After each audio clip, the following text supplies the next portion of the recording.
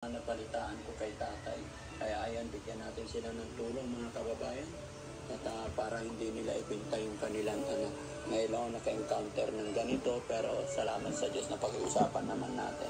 Maraming salamat po mga kababayan. At bago matapos ang video ito, nais ko muna magpasalamat po sa inyong lahat. At kung bago ka lang sa aking channel, ako'y maglalambing po na pakipollow ang ating YouTube channel. Sa ganun, lagi po kayong ma-update sa mga videos na i-upload pa namin.